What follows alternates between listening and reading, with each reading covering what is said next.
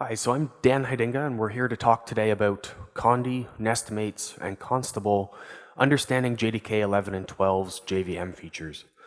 Now, this talk is intended to cover features that affect the Jvm specification. So these are things that are pretty common across all JDKs that implement JDK11 or 12. We're talking about the things that are in the spec, not just all the general improvements that have gone into the Jvm. For any given JVM, there's a lot of things changing and being updated and being poured in all the time to make it run faster and better. And that's a different talk. This one's focused more on the specification features. And how those typically show up is in bytecode, so expect to see a lot of bytecode. All right, so I work for IBM, so of course we have to have a safe harbor slide that shows that the things that I'm talking about you shouldn't use to base your product decisions, even though all of this code is open source and it's already shipped in both Java 11 and 12. All right, so who am I? I'm one of the project leads for the Eclipse Open J9 Jvm. So Open J9 is an alternative JVM to Hotspot. It was open sourced just over a year ago now. And it's been IBM's production JVM for many years, more years than I've been around.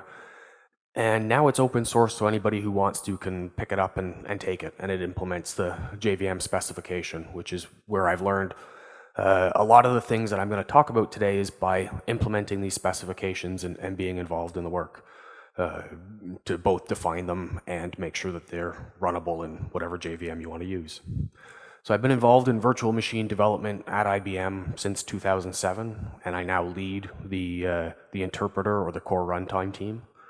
And I've represented IBM on JSR 292 Invoke Dynamic and 335 Lambda expert groups and led the implementation of those projects. So I've got a fairly deep knowledge of Invoke Dynamic, class file changes, and how the JVM works, and I hope to share some of that with all of you here today.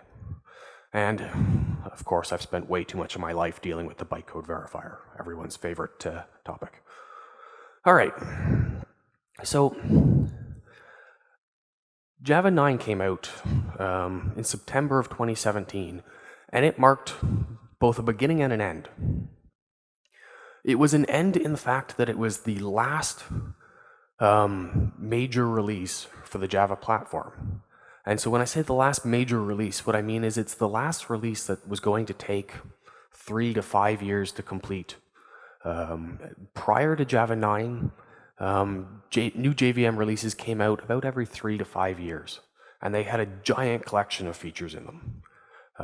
And those features were big and exciting and were a lot of reason to jump to a new version, right? So we had Java 8 that came out, and it brought us Lambda expressions, it brought us the streams APIs, it brought us updates to collections, it brought us updates to allow default implementations in interfaces, private methods in interfaces, though you couldn't express them with the Java language at the time.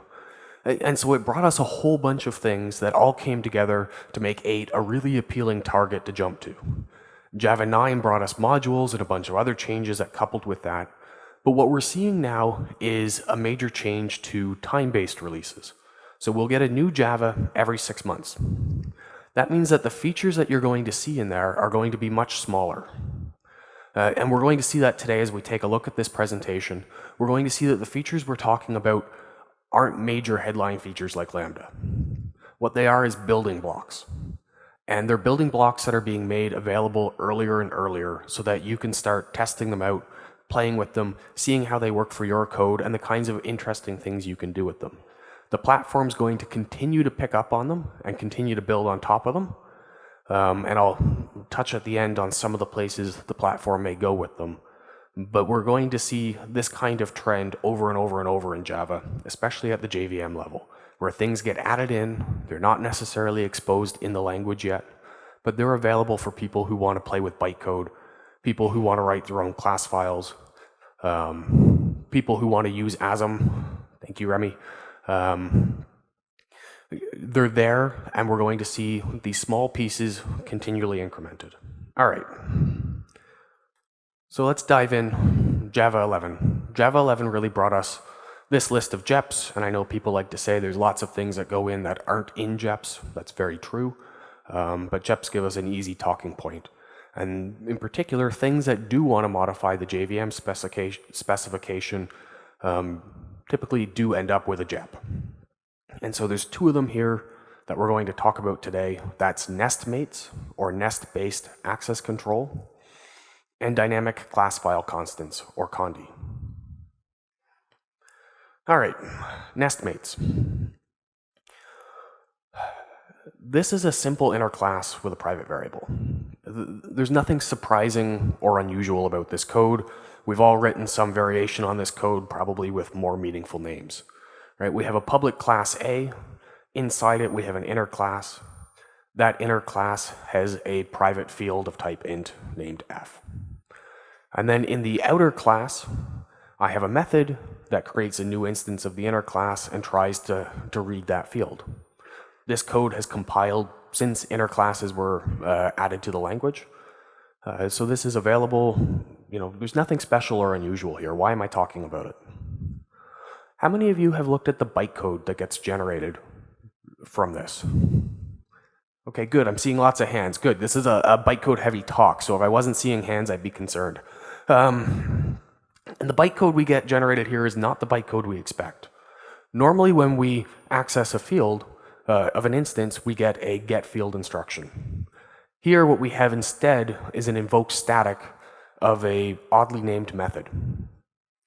So let's look at that method name a little bit. The method name is $inner. This is the standard naming convention that Java uses when it translates inner class names into bytecode. And then the method name itself is access$00. That method doesn't appear anywhere in my source. And it takes an instance of my inner class and it returns an int. So it seems like it should be doing something related to my get field, but what's actually going on there? Why did Java give me this? And the answer is access bridges. If we look at the code for that access$00 method using Java P to dump the inner class, I see the same name, I see it's a static method, and I see that it's marked as ACC synthetic.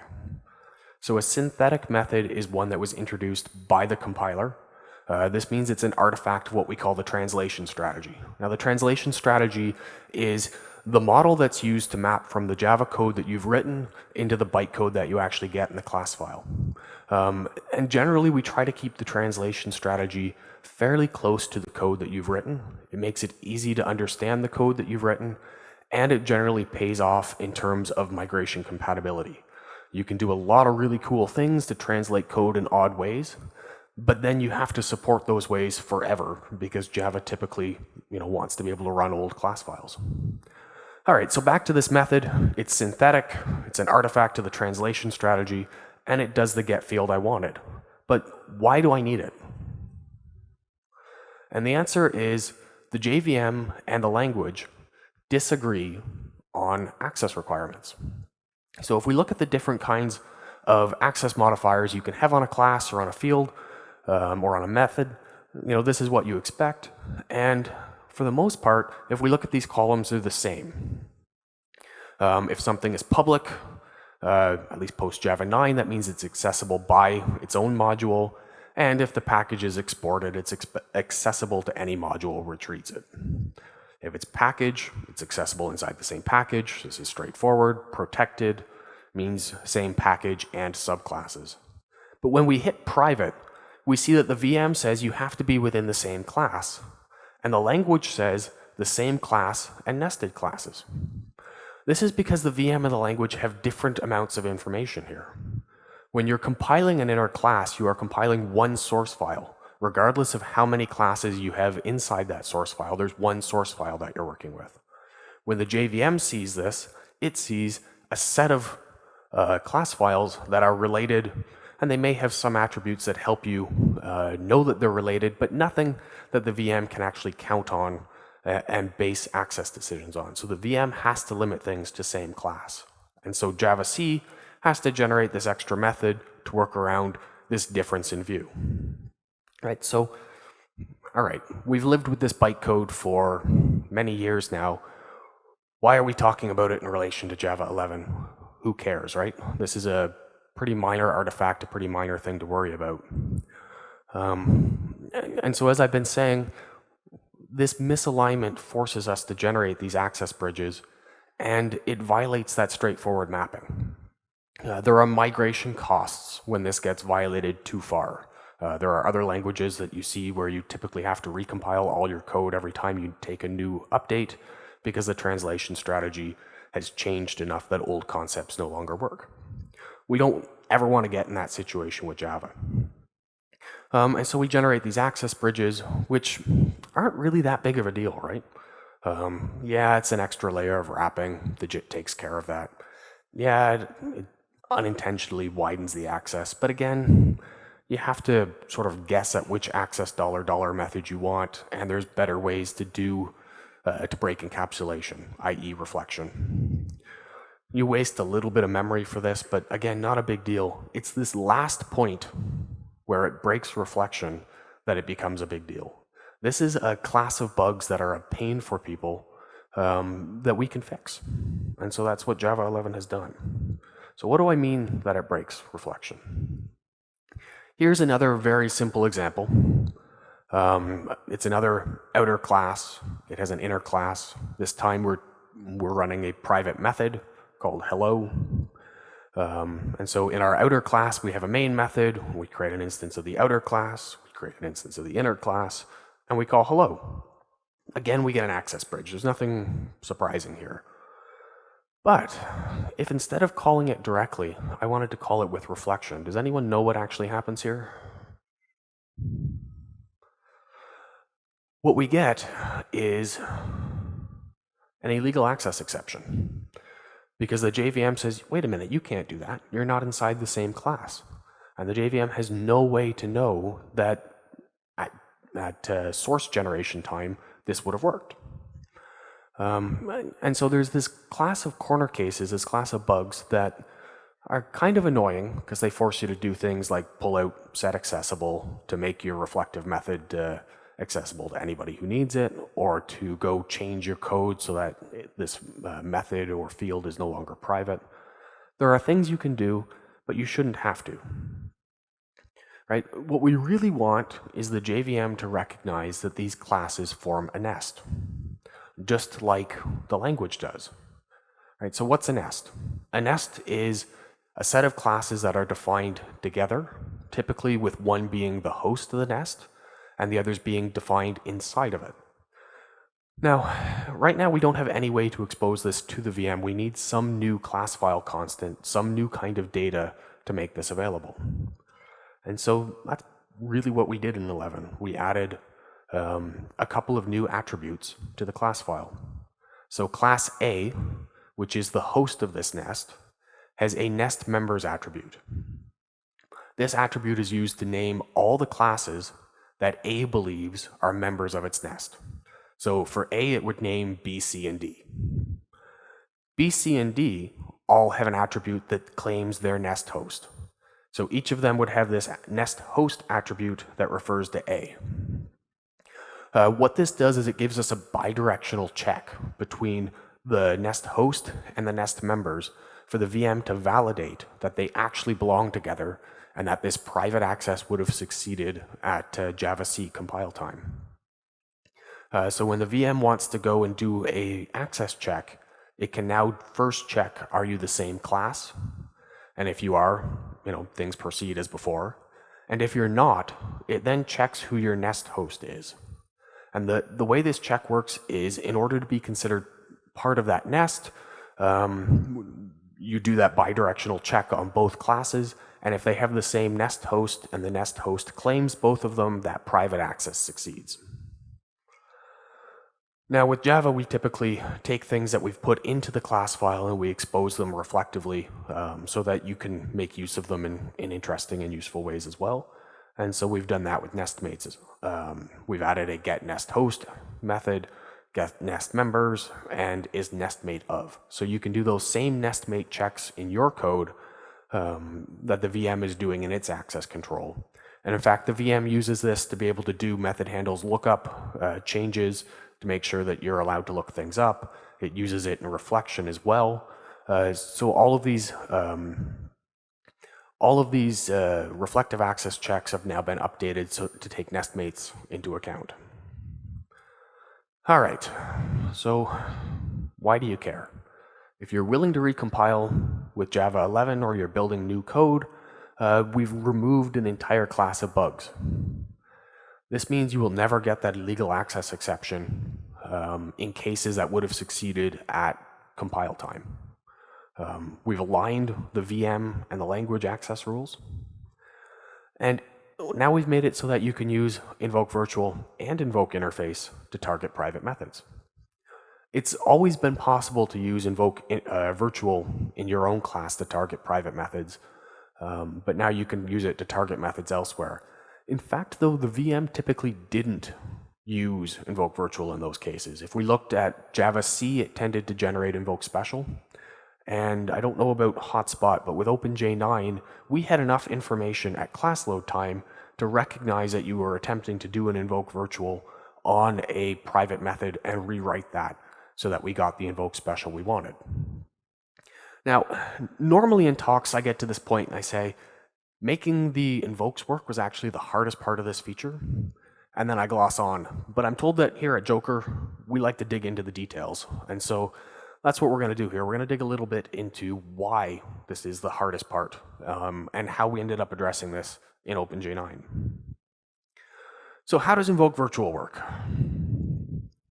So the way Invoke Virtual works is it references some constant pool entry, which gives you the name of the method that you want to call. So the VM does its resolution process, and it goes and it finds that method, and it figures out a vtable or virtual function table index for that method, and it records it.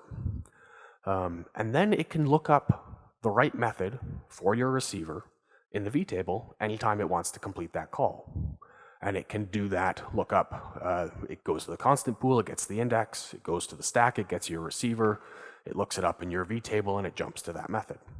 And so subclasses, if they override a particular method, they write that into the right vtable slot, and away you go. Everything works just the way you want.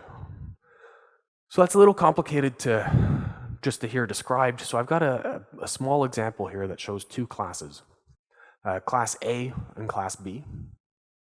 And they have some methods of their own. And below, I've shown their vtables. Now, the first thing we notice is that each vtable starts with the methods from object. And this is really describing the way vtable builds work. You start with your superclasses vtable, so everybody starts with object. They copy that, and then they go through the methods that they add. And for every method that should be in the vtable, they validate, does it override an existing method? If not, they add it as a new slot at the end. So A adds two new methods. Class B extends A, so it starts by copying A's vtable. Then for each method that B provides, it walks down the hierarchy and or walks down the list of methods and finds, does this override an existing method? And so we see, it doesn't override A.m, but we see that it added its own M method that overrides B's. So we see the highlighted vtable slots. And then we see it adds its own new method as well. So this is what the vtables look like. If I wanted to invoke the M method on either of these classes, I would use vtable slot 6. Okay, so I mentioned earlier that at class load time, prior to this feature, the VM had enough information to rewrite invoke virtuals to invoke specials. With the introduction of this feature, we no longer have that information because the private method you're trying to invoke may not be in your class. It might be in a NestMate. And so now we have to be able to do this virtual invocation for private methods. But in OpenJ9, we don't really like to waste memory. So we need to find ways to keep our vtables small. So one of the ways we've done that is if you were really sharp-eyed, you might have noticed that there are a bunch of methods in object that are virtual that weren't in those vtables, right? Get class, for example, does not occur in either of those vtables. So in OpenJ9, we don't put in final methods in object in the vtable. It saves us a number of slots per class, a small memory savings there. And we didn't include private methods because all the legal cases were rewritten to be Invoke special. Okay, so I said this was tough, but I've just given you a solution. Why don't we just rewrite everything to be Invoke special and away you go? Right? There are two obvious solutions here. The first one is just suck up the footprint cost. It's probably small enough that doesn't matter that much, and add the private methods to the vtable. But it's really kind of a waste to do that.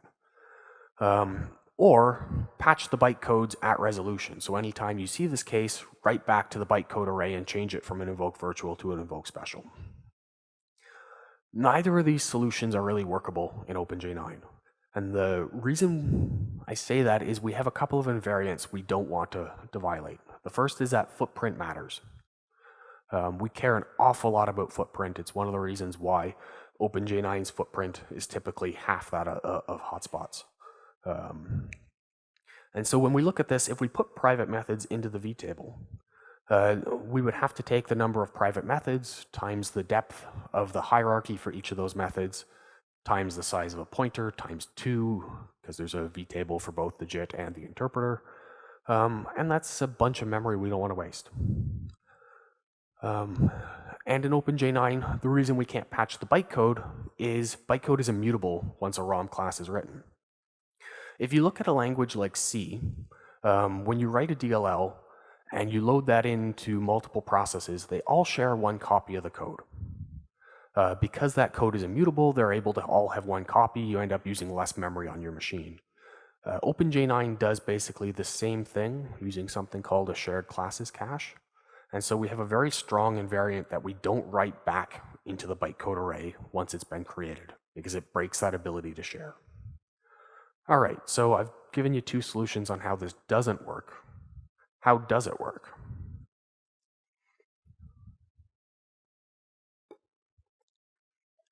And the answer is OpenJ9 added a single vtable slot to represent all private methods. Now you're probably thinking there's a lot of private methods. How does one vtable slot cover all that info? How can you do that? Well, we rely on a second invariant to make this work.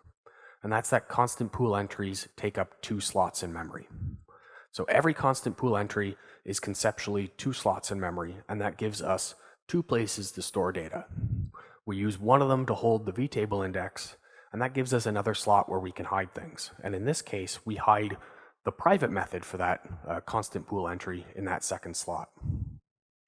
And so the VM can treat all Invoke virtuals the same way. It just does that receiver lookup, get the vtable index, and jump to that method. And it's only in the case where you're trying to do this Invoke virtual of a private method that you pay any extra cost. And that's only in the interpreter, because the JIT, of course, sees this and inlines the correct code. All right, so that's a lot of words. What does this look like? This is what it looks like.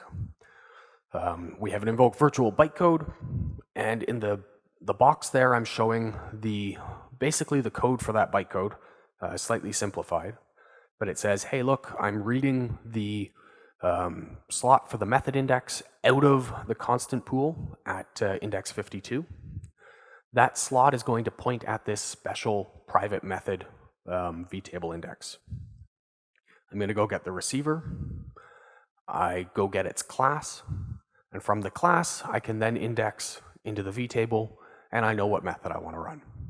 This code is the same for every Invoke virtual, so there's no slowdown anywhere else. And it just means that when I hit that vtable slot, it says, oh, wait a minute, I'm a special method. I know that I have to go sniff the other slot of the constant pool to call the method you actually meant. So a lot of engineering to save a bit of footprint at basically no performance cost. Part of why being a VM engineer is fun is you get to make sure that you're saving the right invariants and preserving the right things while adding new functionality. All right, so where do we take NestMates? One of the things about NestMates is it's an unusual set of class file attributes. Typically, with any attribute in the class file, you can change it using JVMTI when you redefine a class. NestMates are different. Once a class has been loaded, we will reject any attempt to redefine its nest members or its nest host attribute. So if you change those with JVMTI to try to insert yourself into a different nest or into another nest, the VM will actually reject that class file modification. But that's a really useful and powerful tool, especially for trusted code. And so there's work going on in OpenJDK to look at how do you do this dynamic nestmate addition, right? Has anyone played with unsafe's define anonymous class?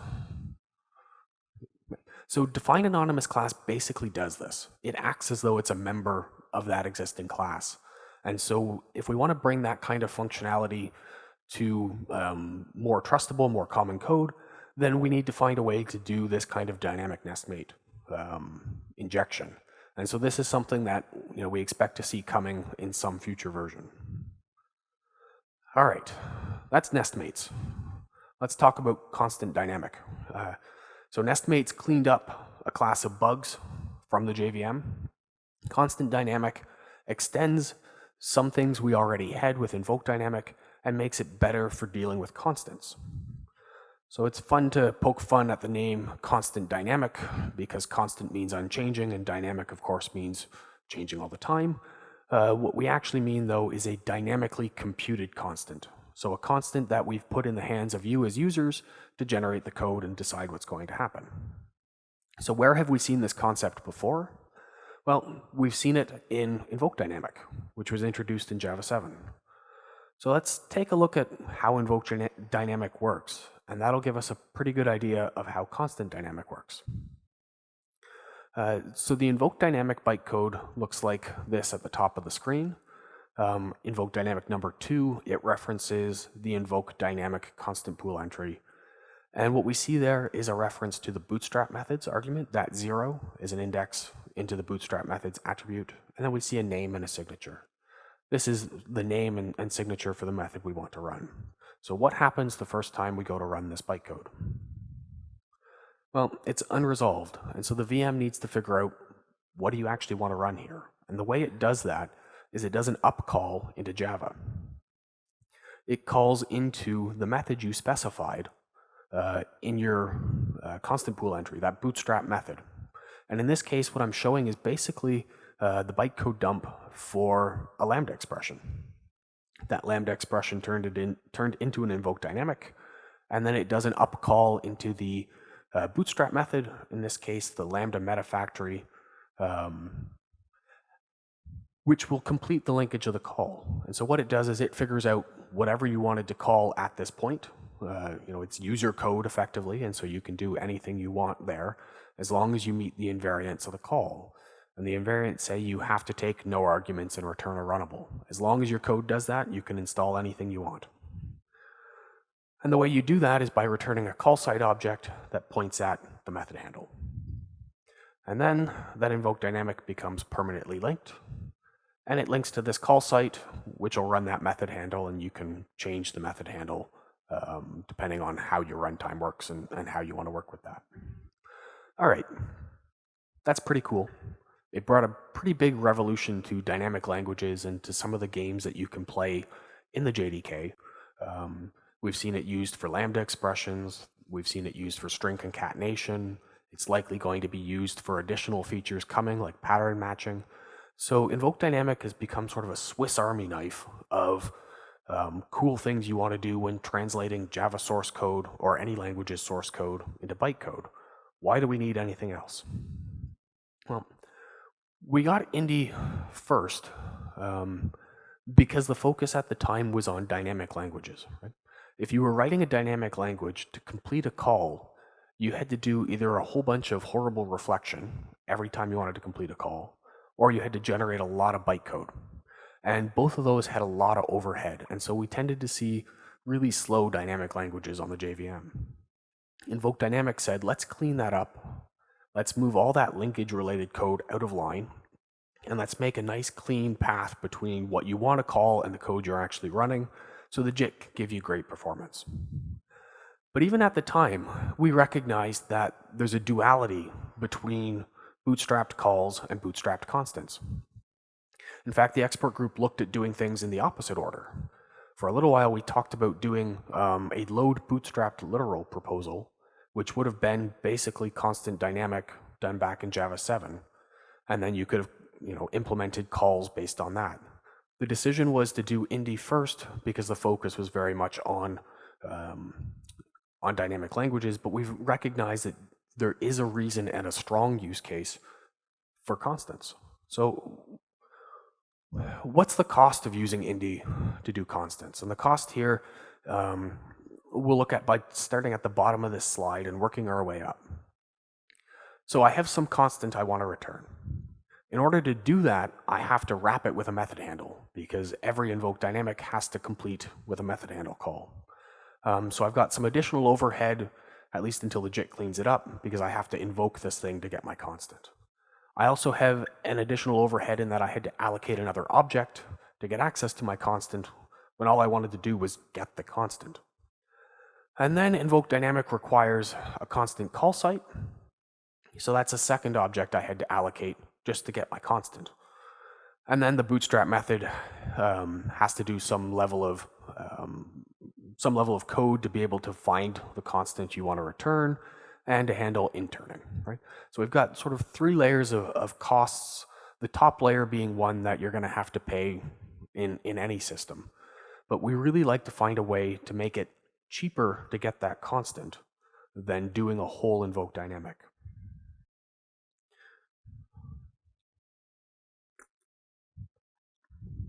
So this is what Condy looks like. Condy looks like invoke dynamic.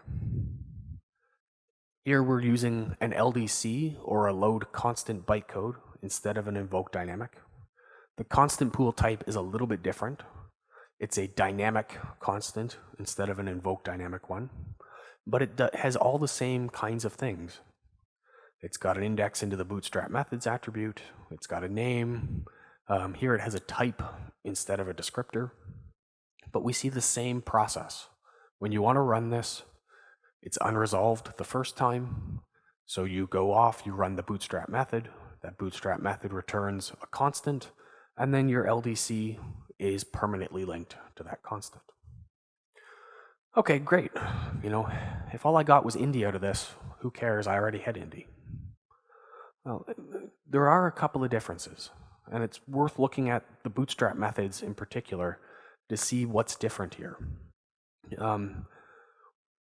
All right, so that's a lot of circles and a lot of things on the slide, but we'll take them one at a time. So first we see that there's a lookup object. This is your capability to look up methods and fields. This is basically a capability object that gives you the permission to do lookups. No change. They both take a string, which is the name, some user encoded data you want to pass along. Again, no difference. Now we start to see the difference. In terms of a Condy, what we take here is the type of the constant. So think of Condy more similar to a field ref than to a method ref.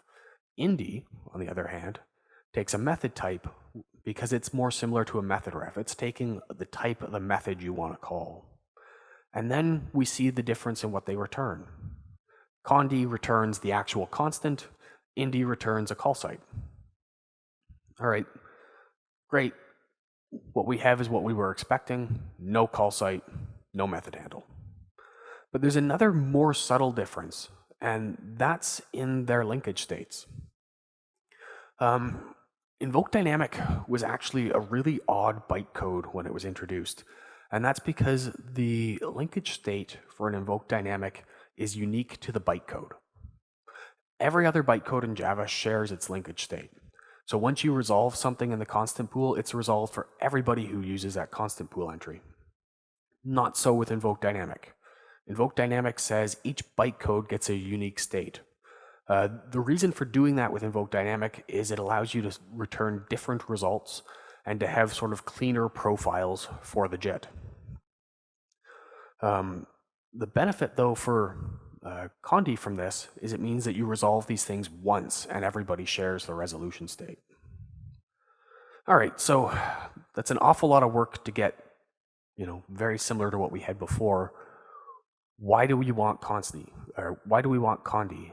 And the reason we want Condy is there are a lot of constants that we can't put in the constant pool today. There's no way to encode null. There's no way to encode enum constants. There's no way to encode primitive type mirrors. There's no way to encode var handles. What we'd really like to see is Condy become the last or close to the last constant pool type we ever have to add. Everything else could effectively be done with careful bootstrap methods. And so recognizing that, we've added particular bootstrap methods into the JDK to make it really easy to do these things. You don't need to do string encoding and mangling to get the data you want. There's a set of bootstrap methods that are defined in the JDK to make your life easy for this. So this is a bit of an eye slide. You don't need to worry about actually reading it. If you're interested in what these are, go check out the class. It's Java-lang constant bootstraps. And there's bootstrap methods here to do nulls, primitive types, enums, going to look up static final fields, invoking some method handle, getting you different kinds of var handles. So there's a lot of helper code already in the JDK to make it easy to work with ConstantDynamic. Now, when we give a new tool in Java, we tend to give sort of a little bit of guidance on how to use it, some best practices, some pitfalls when you want to work with this. And so let's take a look at what that is. Well, those bootstrap methods I just showed you, use those whenever possible. If you're generating bytecode that's going to use ConstantDynamic, use the things that are in the JDK. There's no reason to duplicate them. They're probably the most efficient way to get this, and there are other pieces coming in the future that will recognize these bootstraps and make it easier to do other interesting things. If you have to write your own bootstrap method, make sure it's idempotent. That means the correctness shouldn't depend on how many times it's invoked. And note that it will be invoked more times, likely, than it's referenced in your bytecode. And that's because resolution is racy. If 2 threads are running your method, you might get 2 invocations of your bootstrap method. You might get 1. It just sort of depends on how the timing lines up. The other thing to note is that resolution, unlike Invoke Dynamic, isn't racy only within a single method. Because the shared state is the constant pool, anywhere that uses a Condy is subject to these resolution races. That means if you use the Condy from an LDC, or you used it to pass into a bootstrap method for another Condy, or to pass into an Invoke Dynamic, all of those can race with each other. But it's worth pointing out that being able to use them this way means that you can start to do some really interesting meta-programming in the constant pool, because now you can pass dynamically computed constants into Invoke Dynamics. You can start to build up more and more interesting things that are expressed only through the constant pool. Now, if you're doing that, you really want to make sure that you use meaningful names.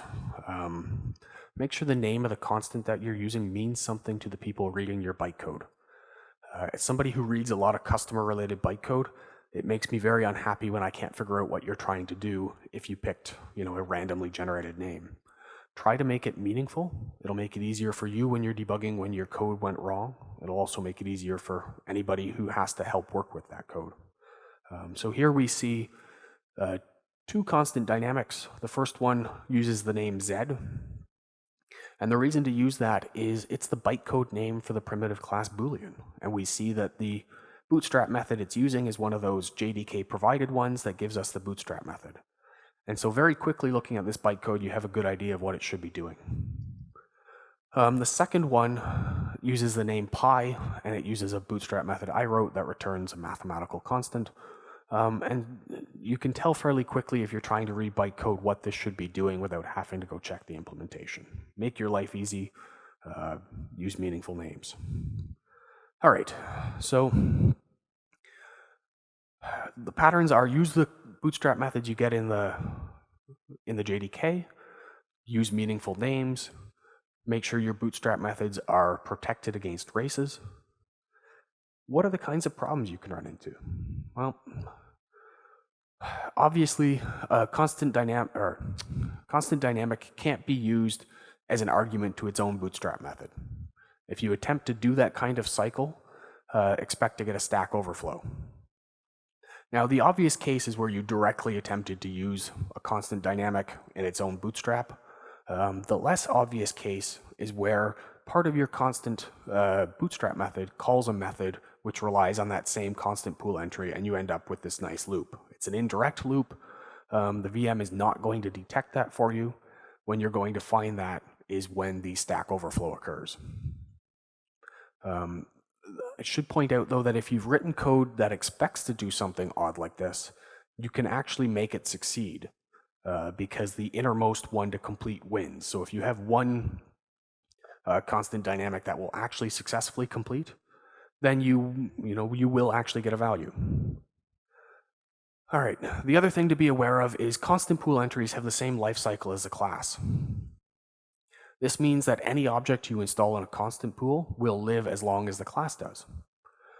Now, if you have multiple class loaders and you install an object in your constant pool that came from another class loader, you have tied the life cycles of those class loaders together. The other one can't be unloaded until yours is unloaded. So just be a little conservative about things you're willing to stash in your constant pool.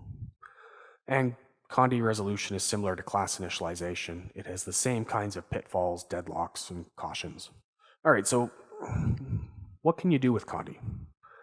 Well, the first interesting use case is non-capturing lambdas. So lambda expressions today turn into invoke dynamics, and every lambda expression generates a new invoke dynamic. If your lambda doesn't capture anything, it would be really nice to have that backed by a constant dynamic. It means you'll generate less method handles, less call sites, and you'll share that resolution. There's a bug looking at doing this. I'm not sure what the current status on this is. The last time I looked at it, it hadn't made it into 13, but there was still work going on to do some performance testing around this. So expect to see this kind of change in the future, hopefully making lambdas just a tiny little bit cheaper. All right. Initialization on demand. How many people have written code that delays initializing something because it's expensive and you don't always need it? Yeah. What we really want is to be able to do that with Condy instead of doing that with these helper classes that you wait until you actually force them to be loaded to get your field. And there is features being looked at that'll make this easy to write. So you could write this code and get the thing you want backed by a Condy and not pay for that garbage class. All right, Java 9 introduced var handles. And so we saw that constant bootstraps has a couple of things to help you look up different kinds of var handles. When var handles were introduced, it was suggested that you look them up in your static initializer and put them in static final fields so the JIT has a better chance of seeing all the way through that and giving you the best call. But what that means is that every var handle you might use has to be looked up at class initialization, and there's a cost there. If we can put them in the constant pool, the JIT can trust them as well because constant pool entries don't change. And they're only going to be initialized when you actually care about it, which will give you, in some cases, a small startup boost, which everybody loves. All right, so Java 11 gave us NestMates. It paid off inter-class technical debt, cleaned up a whole class of bugs. Condy cleaned up Invoke Dynamic for constants. And now we hit JDK12, which gave us Constable, or the Jvm Constants API. So what's Constable besides a bad pun? Well, Constable is a way to talk about Jvm constants. So if we look at something like the VM's constant pool, all the data in the constant pool is symbolic. This means that it's got names and signatures. It's got strings, basically, in that constant pool that the VM knows how to turn into real entities for you. And the process of turning them into real entities is resolution. So the VM runs, oh, you have a constant string, it's going to give you an object pointer to a string. Oh, you have a method type, it's going to go look up and find the right method type or a class or an int value. And these things get triggered by LDC bytecodes, by ConstantDynamic, by Invoke dynamic, by bootstrap methods. Basically anything that triggers resolution can turn those symbolic constants into real things. And those real things show up in the Java heap or in your Java application as objects and primitives. And so we have this nice path through resolution that brings us from the symbolic into the actual instance or actual object that you want to work with. So when we look at this, though, we see a 2x2 matrix, which is missing a field here. And JVM engineers tend not to like this because it means we haven't completely given you all the tools you need to deal with all the spaces here. And so we need to figure out what fit in this space. And the answer is Java-lang constant description. This is a class that acts as a standard way to talk about JVM constants, or the symbolic information for a JVM constant in your application. All right, so this is getting a little meta, but we'll have to keep digging a little further to see the value of this. The way you find a constant is you go find something that implements Constable. So strings, classes, method handles, method types, the Java-lang integer, the primitive boxes. And you say, please describe yourself as a Constable. And you get back this constant description. Okay, so I can take my live value and I can get my symbolic data on both the VM and at the language level. So I can get all the way around, great. I can also go from the symbolic data in the heap back into the constants, or back into the reified or live types. So constant description has a method called resolve constant descriptor. So you can create this symbolic information and then you can resolve it as though it was resolved in that class. And so we've given you paths to get most of the way around this 2x2 matrix. So if you wanted to create your own constant descriptor, what does that code actually look like? And the answer is this. So this is the code for a Condy or a ConstantDynamic. It creates a dynamic constant descriptor using a factory. There's a bunch of named factories. So in this case, it's of named. And there's a helper class called constant descriptors. And it has a bunch of ties back into things like that constant bootstraps class. And so that's what I'm using for this first one, is that primitive class bootstrap method. So we're starting to see the tie-ins between Constable and ConstantDynamic. And I've described all the data here to resolve an int class. And so when you resolve this thing, you get out the int class you wanted. Now, there's a reason to use the bootstrap methods or the descriptors for the bootstrap methods from constant bootstraps, and that's canonicalization. So I can create a dynamic constant descriptor using the of_named API, but there's also an of_canonical API. And what that does is it finds ways to recognize the pattern that you've written and simplify it. So in this case, it says, oh, you've generated a pattern that knows how to load int.class. I can give you something that can do that in a simpler bytecode form. And so that's why you might want to use canonicalization. And I'll get more into that as we go, just a couple more slides. So if we look at where this goes, this really hasn't touched the VM yet. It's all about finding ways to express VM data in different ways. And the place where this is going to touch the VM is when we introduce new bootstrap methods. So we're going to add bootstrap methods that take the symbolic data instead of the resolved types.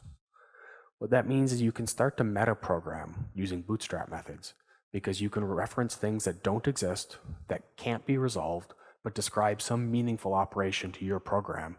And it's only when you actually try to turn them into a live type or a real thing that they have to be resolvable. So this again starts to play into other future things that are coming in the JDK. It may be used by pattern matching or some of the other places that are showing up. Okay. But the use case I'm really looking forward to is something called JEP303. And what JEP303 does is it adds intrinsics for LDC and Invoke dynamic instructions. Finally, we'll have a way to write Indy and Condy from Java.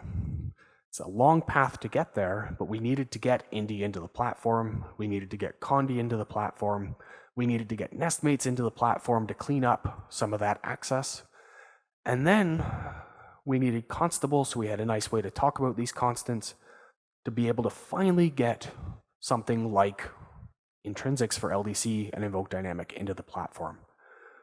This hasn't landed yet, but it's a JEP to watch. Brian Getz gave a talk at the 2008 JVM Languages Summit where he talks about what changes they've had to make to the Java-C compiler to make this work, and it's worth watching. But the simplified story is basically this. All of that constant dynamic or dynamic constant descriptor code I showed on previous slides ends up getting fed to this intrinsics.ldc call. And what the Java-C compiler can then do with it is throw all that code away and generate just the LDC instruction I wanted. Now, the really cool thing is when you get to this, we can start to code a lot of interesting things in the Java source that get expressed in the bytecode in the compact way that you want them to appear. And all the calls and things that happen above that will get thrown away because you don't really want this code to appear twice. And so this is sort of the goal we're shooting for with some of these features. But again, it's that small building blocks that eventually build to the great payoff when things like 303 actually land. So what have we done? We did NestMates.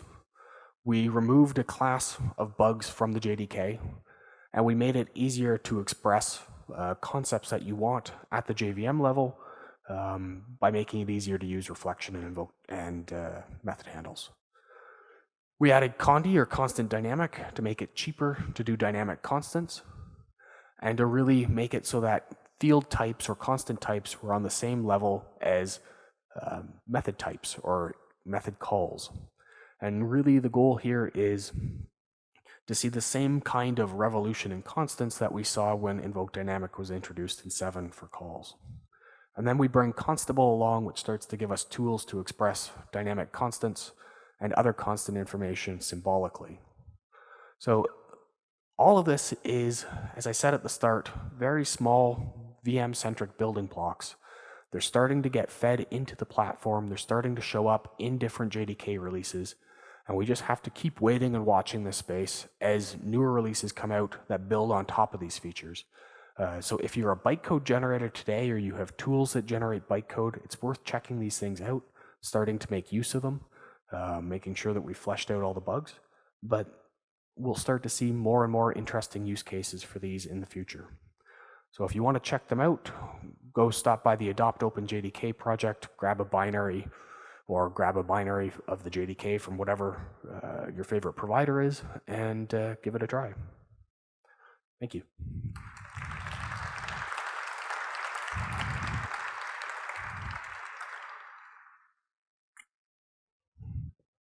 Друзья, у нас есть время на вопросы. Если у вас есть вопрос, поднимите, пожалуйста, руку, я к вам подойду с микрофоном.